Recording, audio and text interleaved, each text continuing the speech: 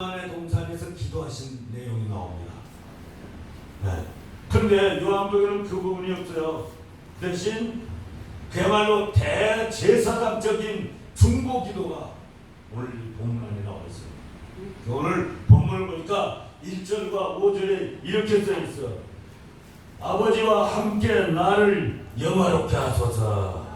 야, 이거 특징이 있지 않아요?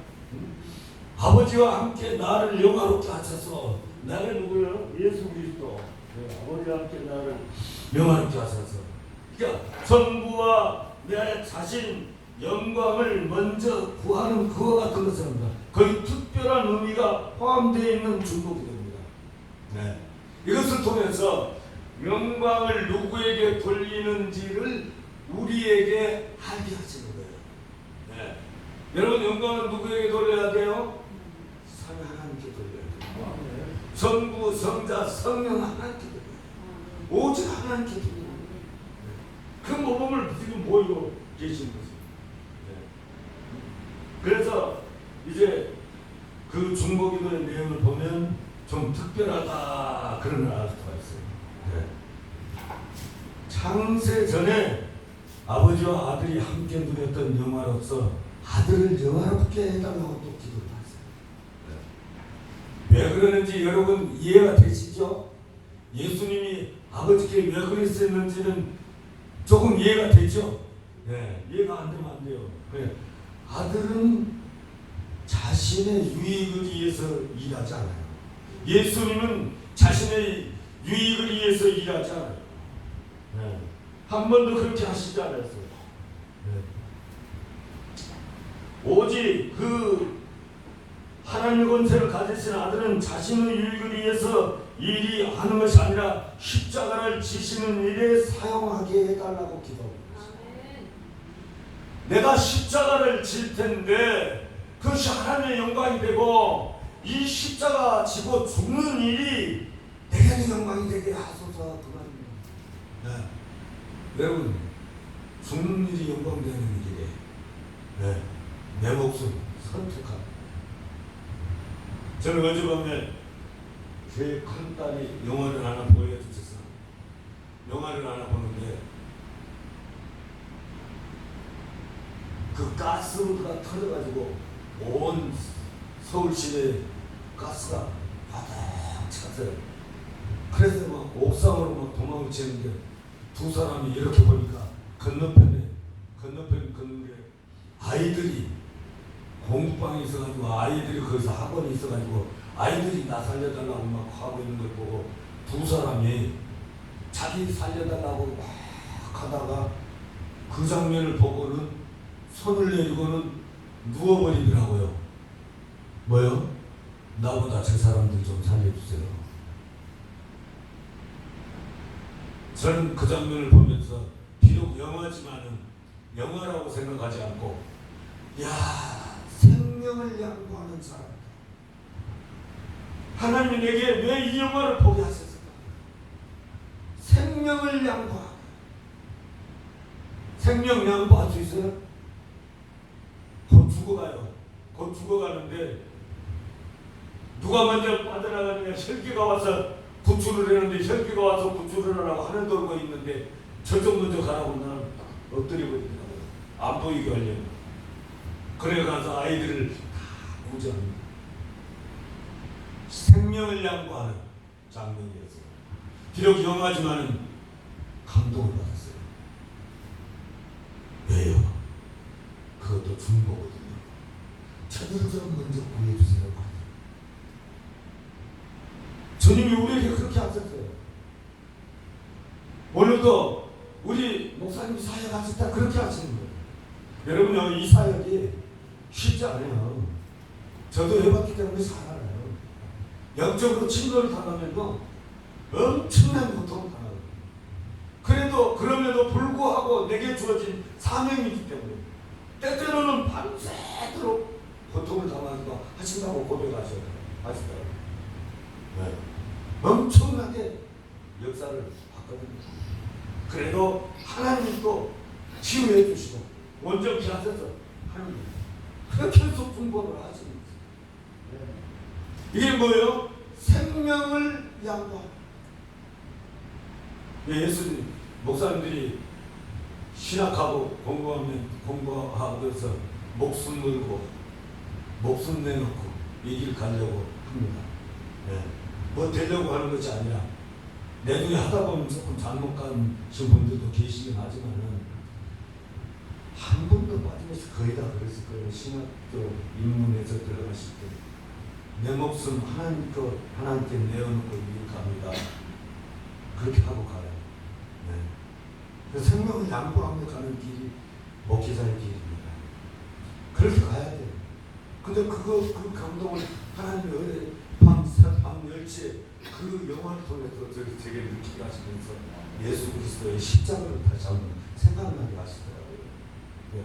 어떤 한순간 우리에게 있어지는 하나도 흘러 넘칠 게 없어요. 그냥 감동이 오면 하나님이 제게 이 감동을 주셨군요. 하나님 이것을 통해서 내게 무엇을 깨닫게 하시려고 이러십니까? 하나님께 물으면 돼요. 네. 하나님 그렇게 감동을 주세요. 때때로는 길을 갈 때도 때때로는 내가 고통을 당하면서 제가 왜 이제 내가 살아도 그 찬양을 왜 했겠습니까? 감격해서 네. 하나님 치료해 주셔서 감격해서 다시 한번 그것을 확인할 수 있는 기회를 주셔서 네.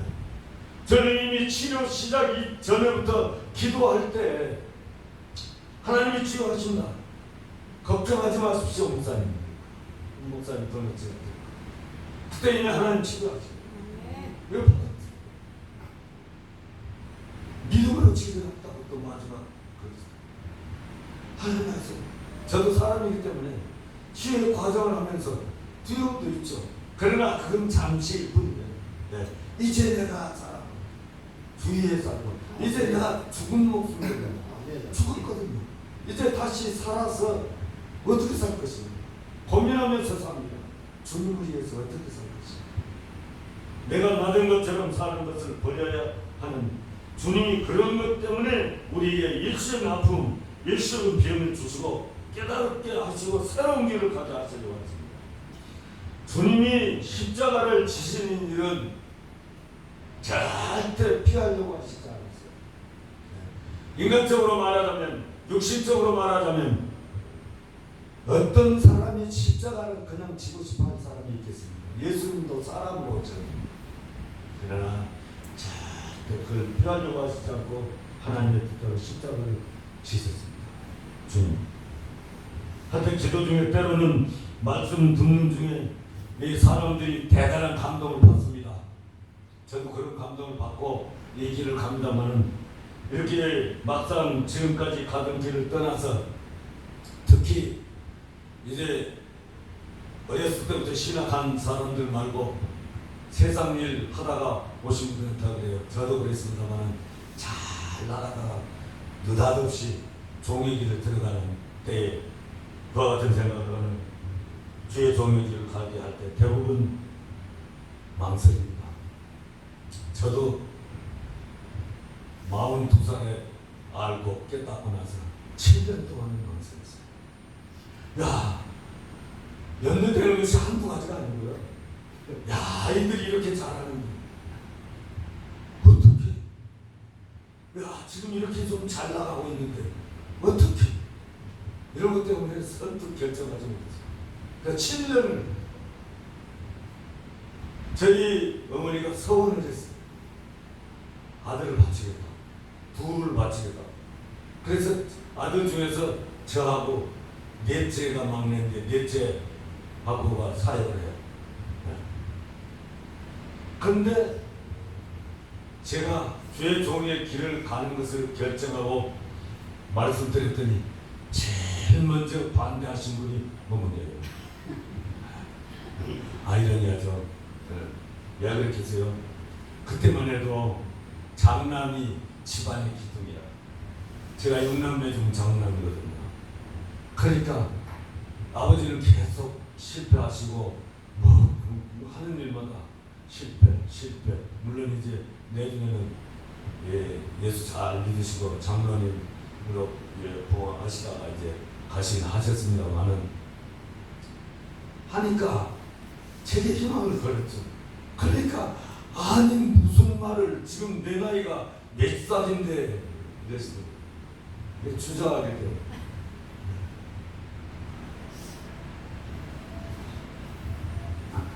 장난은 걸 핑계로 해서는 어머니가 절대로 반대하시더라고요.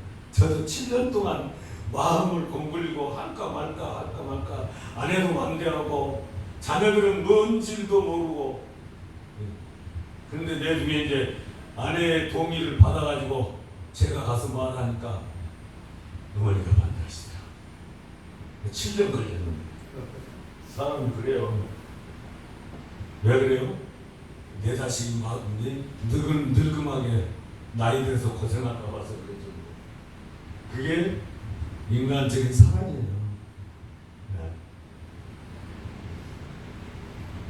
여러분, 사람들은요 십자가의 길을 어떻게 하면 피해갈까 하고 연구합니다. 십자가를 어떻게 하면 내려놓을까? 내가 짊어지고 있는 이 고난을 어떻게 하면 벗어버릴까? 이것에만 몰두한 거예요. 네. 어떻게 하면 편안하게 신앙생활을 할까? 여러분, 성경 어디에 신앙생활 편안하게 하라는 말은 한 구절도 없어요. 네.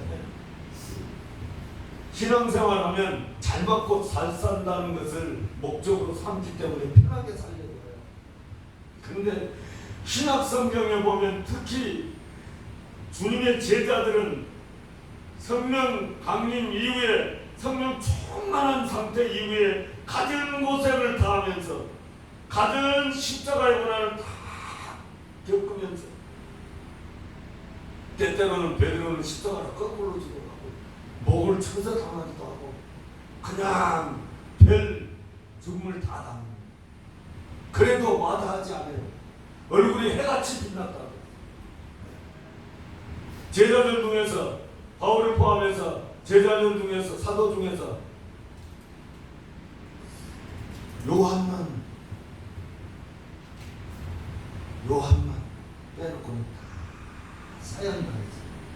뭐 하다가요? 복음 전하죠. 그래도 아무 사람도 두려워하지 않았어요. 그런데 우리는 영구에 어떻게 하면 편리한 방법으로 예수 믿을까? 어떻게 하면 편하게 신앙생활하면서 복은 몽땅도 받아올까? 그잖아요.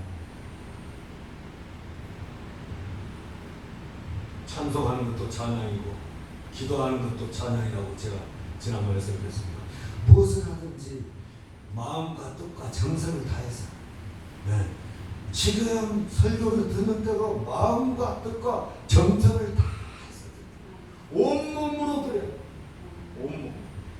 놓치지 않으려고 그냥 신경을 곤두서 드려요. 이게 전심전력을 다하는 거예요. 네. 그러면 말씀이 그냥 성령님의 역사하심으로 들어와요. 그 말씀이 역사되어져야 일이 납니다. 네. 십자가를 앞에 두고, 무슨 말입니까? 예수님이 죽음을 앞에 두고 기도하시던 예수님의 심령을 느끼면서 그 심정을 헤아리면서 신앙생활을, 십자가를 지실 것을 결정하셨지만 할 수만 있다면 그 십자가를 지나가게 해달라고 간구를 하시죠. 이것이 예수님의 육적인 마음이에요. 사람이면 다 그래요. 그리고 여기 본문에는 나와 있지만은 땀방울이 핏방울이 되게 기도하시는 그 심정, 그것을 우리는 해야 할 수 있어요. 그러나 결국 내 뜻대로 마옵시고 아버지의 뜻대로 하옵소서 하면서 십자가를 그냥 고난을 다 당하면서 십자가를 지고 가시는 주님, 그리고 십자가를 달리신 주님을 지금도 잊어버리면 안 돼. 그 예수님을 상상하면서, 그 십자가를 지고 힘들고 고통스러운 길을 가시는 예수님을 상상하면서, 그 예수님이 채찍에 만든 것을 상상하면서 기도를 받는 것입니다. 채찍에 맞음으로 나음을 입거든요. 그냥 나음을 입는 것이 아니라 주님이 채찍에 맞으심으로, 주님이 그 골고다 언덕 길을 올라가시면서 십자가를 지고 가시면서 맞은 그 채찍을 맞으신 것 때문에 나음을 입어요. 오늘 목사님께서 중보를 하고 그 일로 인해서 치유가 되는 것입니다. 그 일로 인해서. 이것도 우리는 집중해야 됩니다. 그래서 우리는 예수님의 심정을 그야말로 집중해서 깨달아야 돼요. 느껴야 돼요. 감격해야 돼요. 돌아다녀 보면 시내에 십자가가 엄청 많아요. 저는 십자가만 보면 감격이 돼요. 높은 층을 요즘에는 아파트 많이 지어놨는데 제 딸아이, 막내 딸아이가 사는 집에 가보니까 21층 꼭대기 층이거든요. 올라가보니까 건너편에 십자가가 있는데 그 십자가 한번 보면 마음이 얼마나 기쁨이 오는지. 왜 그래요? 그 십자가가 나를 구원하는 도구였거든요. 네. 여러분이 여기 십자가를 왜 겁니까? 왜 그래요? 나무 막대기 사형 도구에 불과한 건데, 예수님이 이 십자가를 지시지 않았다면 전혀 여기에 있어야 필요가 없습니다. 예수님이 지지 않은 십자가는 사형 도구에 불과해요. 그런데 우리는 이 십자가를 보면서 예수님이 나를 대신해서 이 십자가를 지셨다는 감격하라고 얘기해요. 감사하라고. 주님이 나를 대신해서 십자가에 달려 돌아가셨기 때문에, 주님이 나를 대신해서 십자가를 짊어지고 채찍을 맞으셨기 때문에 그 감격하라고. 그리고 지금도 주님이 그렇게 가셔서 하나님 우편에 앉아 계시면 숭배하시는 그 하나님을 감격하라고, 그 예수님을 감격하라고 십자가를 거예요. 합동층에서는 십자가 안 그럽니다. 네. 네. 십자가가 우상된다고. 여러분, 이거 가지고 우상되면 안 돼요. 십자가가 뭘 해주는 게 아니에요. 네. 주님 십자가에 달리신 예수님이 우리 예수님을 하십니다. 십자가는 장식품이 아니에요. 십자가를 그런 차원으로 받아들이면 안 됩니다. 내가 이 십자가를 달고 다니면 뭔가 일이 잘 풀어질 것이다. 아닙니다. 내가 이 십자가를 볼 때마다 주님 나를 대신해서 십자가를 지신 것에 감격하며 내가 이 길을 바로 가겠다는 결단을 하기 위해서 걸고 다닙니다. 아멘. 볼 때마다 그 감격이 일어나야 됩니다. 그때마다 기도하는 거예요. 주님이 저를 대신해서 바로 저 십자가를 지셨습니다. 저도 그 십자가를 지게 역사하여 주시옵소서. 제가 생명을 양보하는 그와 같은 순간에 감격이 됐다는 것은 주님의 생각이기 때문에. 여러분, 우리는 예수님 생각이 빠져야 돼요. 주님 생각이 빠져야 돼. 여기에서 말씀하시는 것은 주님이 뭘 말씀하시냐면 아버지 하나님의 뜻에 순종하는 것을 십자가를 통해서 우리에게 가르치고 계십니다. 우리는 십자가를 볼 때마다 나는 하나님께 어떻게 순종할 것인가, 어떻게 나는 하나님의 말씀대로 살 수 있을 것인가, 이것을 실제로 보고 결단하는 시간이 되어져요. 감격하는 시간과 함께 결단이 돼요. 그러면서 자꾸 나는 사나 죽으나 하나님 영광드려야지. 내가 잘 살아도, 내가 없이 살아도, 못 살아도 하나님 영광드리며 살겠다. 그러면 현재 내가 사는 것이 아무것도 아닌 것이 되고 마음의 평안이 항상 되기 때문에 행복해져요. 행복해져야 됩니다. 내가 몸이 아파서 죽을 지경이어도 행복해야 돼요. 왜? 누구 때문에? 예수님 때문에. 예수님의 십자가를 바라보면 그게 돼요. 네. 주님이 원하시는 것이 있어요. 주님이 우리에게 바라시는 것이. 예수님께서는 자신을 위한 중보기도를 하신 후에 함께한 사랑하는 제자들에 의해서 지금 중보기도를 합니다. 중보기도를 지금 오늘 본문에 우리가 읽은 그 내용이요. 그 당시 제자들은 뭐 어때요? 아직도 영적으로는 형편없어. 네. 예수님 손만 속여요. 네. 실제로는. 네. 그런 지경에 놓여 있는 제자들에 의해서 그야말로 끝까지 포기하지 않고 철도 없고 실수도 막 잘하는 그 제자들을 위해서 기도합니다. 끝까지 지극한 사랑으로 끊임없이 가르치고 훈련시키면서 하나님 앞에 지금 기도합니다.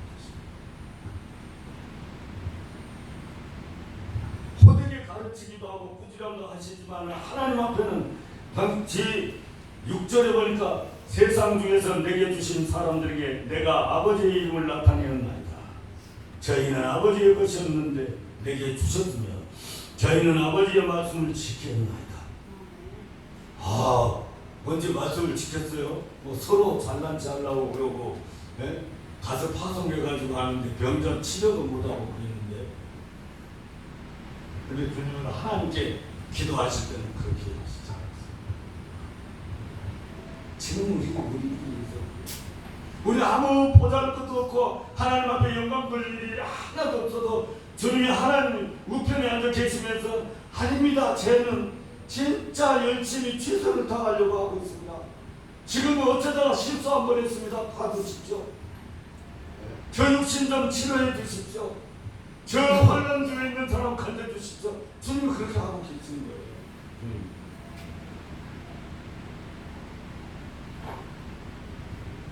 예수님은 제자들을 세상 중에서 아버지께서 자신에게 주신 사람들이라고 했어요. 우리도 똑같아요. 그 제자예요. 우리도 아버지께서 주님께 주신 자라고 지금 말씀하고 있어요. 우리는 주님의 것이죠. 아버지의 것이죠. 하나님의 백성. 자존심 갖고 사는 것이 아니라 우리는 하나님의 백성이라는 자존감을 가지고 있습니다. 내가 자존심으로 되는 것은 하나도 없어요. 그러나 내가 하나님의 자녀라는 그거 확실하게 붙잡고 살기만 하면 안 되는 게 하나도 없습니다. 절대 주님이 우리를 포기하지 않아요. 우리가 어떤 구렁텅이에 빠져도 그냥 두고 보시지 않는단 말입니다. 어떤 계기를 주어서 다시 돌아서게 하시기 위하여 과정을 만드신다 그 말씀입니다. 그러니까 그 과정 중에서 실망할 게 하나도 없어요. 오늘 또 어떤 일로 하나님께서 내게 해주시려고 이렇게 하실까? 오늘은 어떻게 내게 복 주시려고 여기 오게 하셨을까? 이렇게 자꾸 하나님께 질문하는 사람들, 질문해야 돼. 질문. 하나님, 저 오늘은 어떻게 하시렵니까? 하나님 감사합니다. 오늘도 이렇게 살아있게 해주셔서 감사합니다. 오늘은 제게 어떻게 하나님 영광 돌리는 길을 열어주시렵니까? 감사합니다. 지난 밤에 잠을 못 잤어도 감사. 오늘 아버지 하나님 잠 못 자면서 한 일이 맨날 불평불만만 하진 않았을 거 아니에요. 예수 믿으면서. 네? 예수님하고 기도하고 그랬어요. 저는 잠 못 자면 그날 밤은 하나님 지금 기도하라는 시간이구나. 그냥 일어나 벌떡 일어나 기도해버리면 그냥 기도 끝나면 바로 자와요. 하나님 그렇게 하시더라고요. 근데 꼭 그때마다 보면 하실 말씀이 계시. 네. 체험해보세요. 물론 하고 계시죠. 하나님 뜻대로 하도록 자꾸 하나님께서는, 예수님께서는 하나님 뜻대로 하기 위해서 양육을 하고 계십니다. 또 훈련 중이라 우리는 어디까지 훈련시켜요? 죽을 때까지. 네. 이게 상황이에요. 예수님께서는 이 땅에 사시는 동안에 절대로 예수님 자신에게 초점을 맞추지 않았어요. 전부 오직 하나님 아버지의 영광. 네. 하나님 아버지의 영광. 우리도 하나님 아버지의 영광에 삶의 초점. 예수님은 성경을 통해서 볼 때 모든 중심이 하나님 아버지였어요. 말씀도 능력도 기적도 기도도 모든 것을 통해서 바로 하나님 아버지의 영광이라는 것을 우리는 알 수가 있어요. 예수님이 그렇게 하세요. 그럼 우리도 그렇게 해야 돼요. 주님이 본을 보여주시기 때문에. 그런데 우리는 어떻습니까? 얼마나 신앙생활 제가 생각해봐도 저는 참 내 중심을 하고 있는지 모릅니다. 자기중심적인 신앙서. 이거 청산해야 돼. 사람이기 때문에 하죠. 그래 자꾸 그걸 버리는 거예요. 아유 주님, 그렇게 안 하려고 그랬는데 또 내 중심으로 했습니다. 나도 용서해 주세요. 오늘은 하나님 중심으로 살게 해주십시오. 아침에 일터에 나갈 때 일어나자마자 그렇게 하면 하나님의 뜻대로 자꾸 갈 수 있어요. 그런데 가장 내가 하면서 가면 잘 되는 것 같은데, 폭삭 말고 잘 되는 것 같은데 안 돼. 고통만 당해. 왜? 내 중심이니까. 하나님 중심이어야 되는데 내 중심이니까. 예수를 믿는 것은 재창조, 곧 옛사람이 죽고 새로 태어난 것인데 완전히 죽지 않았다는 증거예요. 내가 나온 것은 제가 해보니까 내가 완전히 죽지 않았기 때문에 내가 죽어야 되거든요. 어느 시점에서 예수 믿는 그 시점에서 내가 죽어야 돼. 주님이 달린 십자가에 나도 죽어야 되거든요. 그래서 나는 재창조물이에요. 우리는 왜 주의를 지킵니까? 안식일을 안 지키고 재창조의 날을 지키는 거예요. 안식을 하고 우리하고는 상관이 없어요. 재창조된 그날, 주일날, 예수님이 부활된 날, 부활하신 그날을 우리는 얘기하는 거예요. 안식일 지키려고 그러구나. 거기에 안식의 개념이 안에 들어갈 뿐이지 우리는 주님의 날, 재창조의 날, 이 날을 지키는 거예요. 그래서 주일날이 오면 그냥 감격적이어야 돼. 내는 왜? 나를 재창조하신 그날이 왔기 때문에. 오늘도 또 재창조한대. 주님이 그냥 옛사람을 새사람으로 계속 살게 하려고 하는 작업을 하고 계시는 것입니다. 여러분, 안량한 자존심 때문에 하나님을 대단히 실망시키게 하는 그런 삶을 이제 청산합시다. 자꾸 청산한다는 것은 하나님 앞에 그것을 던지는 거예요. 하나님께 내가 얘기했습니다. 그거 한마디 말고 하나님 받아주세요. 내가 이랬어요. 잘못했어요. 어떤 분이 그러더라고요. 회개해야 됩니다. 그러니까 회개가 어디 쉬워야죠. 회개 엄청 쉽습니다. 이거 시인하면 회개 되는 거예요. 고백하라고 그랬거든요. 고백하고 믿는 거예요. 주님이 나를 대신해서 십자가에 달려 돌아가신 사실 때문에 내가 주님 앞에 하나님 앞에 고백하면 내 죄를 사함을 받는 거예요. 실질적으로 체험해보면 죽음의 순간에 그렇게 하시는 분들도 저는 봤거든요. 죽음의 순간에 회개한 걸 하는데 구원 되더라고요. 안 믿는 사람이에요. 눈물을 쭉 흘리는데 감동이 오는 게 세례를 집행하면서 감동이 오는데 이제 하나님이 건지신다. 그런데 우리는 지인즉 재창조에 다시 하나님 나를 창조해서 그것을 믿고 살잖아요. 그러면 회개할 때마다 내가 고백할 때마다 받았어요. 무얼로? 내 심령 깊은 곳에서 우러나는 것으로. 그냥 이부러지 하나님께 부탁드리면서 이걸 그냥 뭐 얼마나 어렵다고 그냥 집회에 가가지고 울고 눈물 콧물 다 흘리고 하는 것이 그렇게 해야만 된다고 생각하기 때문에 어렵다고 생각해요. 어렵지 않아요. 항상 해요. 수시로 해야 됩니다. 그냥 증거가 보이기만 하면 내가 조금 부족한 것이 보이기만 하면 그렇게 하면 돼요.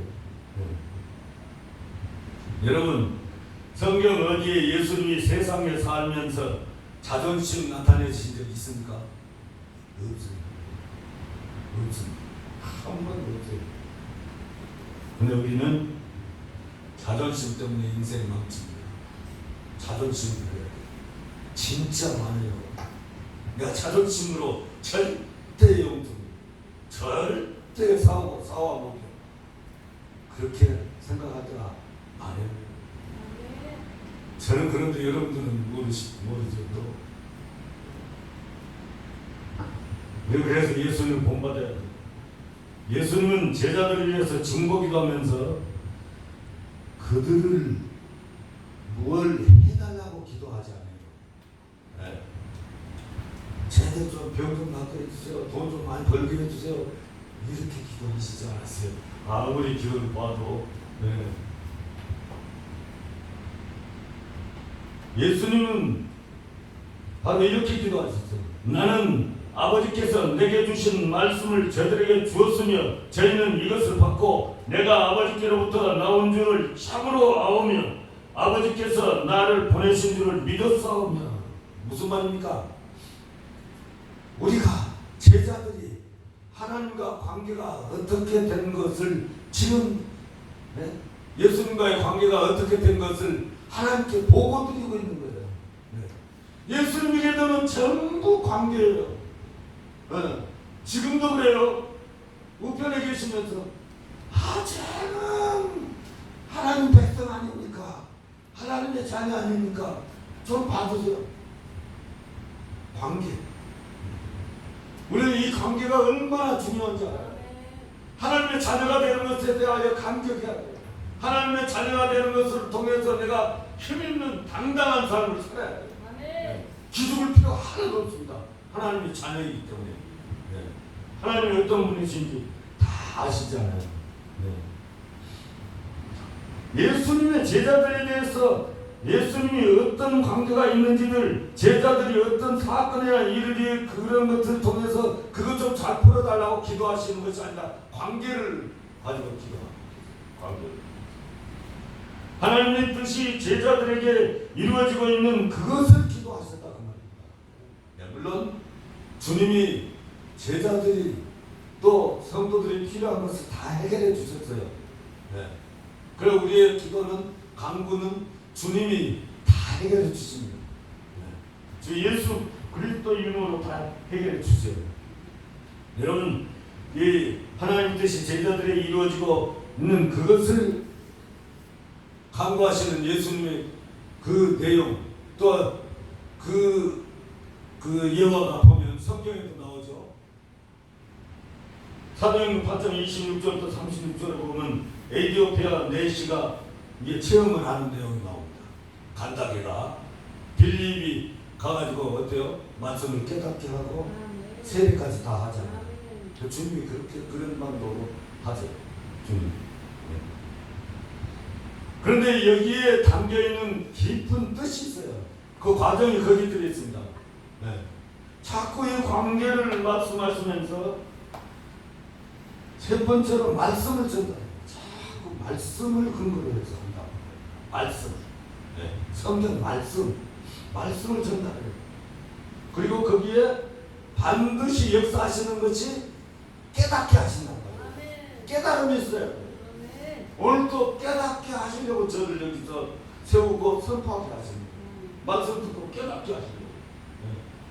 그리고 나서 반드시 있어야 될 것이 확신이에요. 확신. 이거 말씀은 다 됩니다. 근데 이것 때문에 계속 주님이 중보하고 계시고 계속 그렇게 하고 계시는 것을 우리는 받아들이고 그대로 쓴 거예요. 또 뒤에 보니까 예수는 그 후에 이렇게 기도하십니다. 9절에 내가 그들을 위하여 비옵나니 내가 비옵는 것은 세상을 위함이 아니요 내게 주신 자들을 위함이니이다. 그들은 아버지의 것이로소이다. 뭐요? 또 관계. 아버지의 것이래. 제자들은 미워도 고하도 아버지의 것입니다. 우리는 미워도 고하도 하나님 아버지의 것이다는 이야기입니다. 주님이 그렇게 하고 있어요. 중보가 그거예요. 관계. 자꾸 관계. 예수님의 중보 기도는 다시 한번 강조하지만 관계입니다. 하나님의 아들이기만 하면 다 해결됩니다.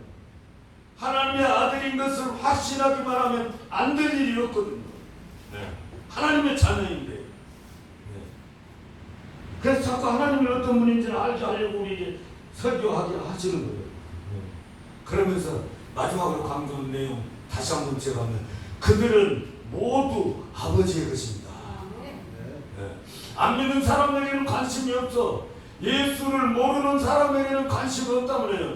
예수를 믿고 고백한 사람들에게 관심이 있어가지고 이렇게 중보하고 계세요. 저들은 모두 아버지의 것입니다. 지금도 우리를 놓고 하나님께 예수님 그렇게 하고 계시다. 이 말씀을 접수하시기 바랍니다. 이 말씀을 따라보면 예수는 우리를 하나님의 것이라는 것을 알고 믿게 하기 위해서 오셨어요. 그거 하려고 이 땅에 오신 목적이 그거 하나님의 자녀인 것을 믿고 확신하게 하시려고 오셨어요. 그렇게 과정을 만드시기 위해서 오셨어요. 십자가 사건이 바로 그 사건이에요. 십자가를 지신 이유가 우리는 아무리 거렁멍이 같고 못생기고 그렇게 생겼어도 예수를 믿기만 하면 하나님의 자녀가 되는 그런 과정 만들려고 예수님 오셨어요. 그러니까 당당해야 돼요. 그러니까 그냥 정체성을 가지고 어디 가서 기죽을 필요 하나도 없습니다. 우리는 모두 누구의 것이죠? 하나님의 것. 나의 인생의 모든 것이 하나님의 것입니다. 사나 죽으나 그래서 나는 이제 하나님으로 살겠다 그 말이에요. 이렇게 사는 사람을 하나님 기뻐하십니다. 여러분 부모도 자식도 소유가 아닙니다. 다 하나님의 것이에요. 아내도 남편도 모두 하나님의 것이에요. 하나님의 것이라는 건 전제하면 화날 것이 없어요. 그런데 자꾸 나와의 관계로만 생각하니까 하나님과의 관계를 끊어버리고 나와의 관계로만 생각하니까 잘못하면 화나고 뭔가 안 해주면 화나고 그래요. 근데 우리는 하나님과의 관계 속으로 들어가면 어때요? 하나님 알아서 하시죠.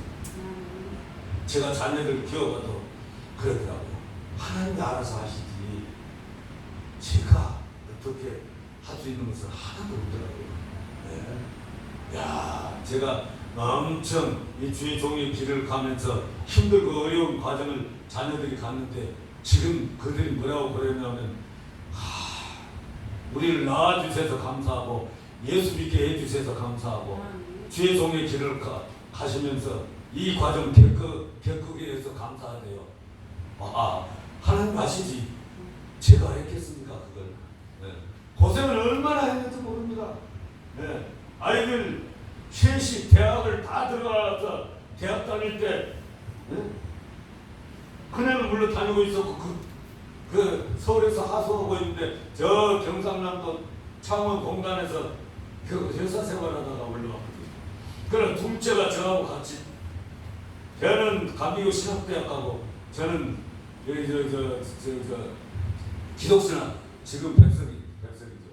거기 신학 들어가고 같이 들어갔어요. 세상 사람들은 웃긴다고 그러죠. 그러니까 고생을 얼마나 했겠습니까? 애들이. 40평짜리 아파트에 살다가 21평인가 22평인가 갖다 놓으니까 짐을 들여놓을 데가 없더라니까요. 아이들이 밖으로 다 나가고요. 그러니까 집에 있는 것은 저하고 아내하고만 있어요. 그래도 짐 놓을 데가 없어요. 저 다 버리고 왔어요. 그래서 고통이 시작된 거죠. 그런데 그 과정을 지나고 나서 자기네들이 전부 휴학을 3번도 하고 4번도 하고 해가지고 대학 쪽으로 다 했어요. 서울에 있는 대학 쪽으로 다 했어요. 그렇게 하놓고도 뭐라고 그러면 아버지 어머니 감사합니다. 감사하다고 목사님 되시면 잘했대요. 이것 때문에 합니다.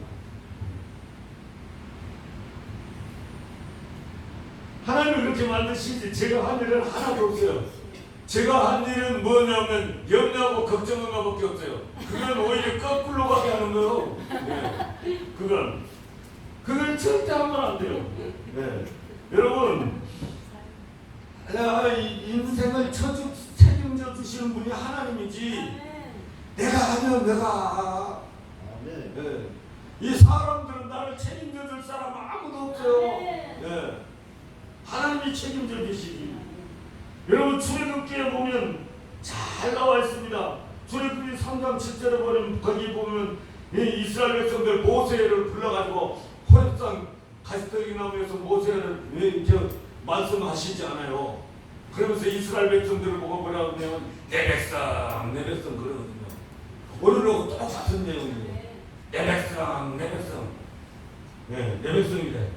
그러면서 뭐라고 내가 저들의 고통을 봤다. 그래요. 여러분, 하나님은 우리의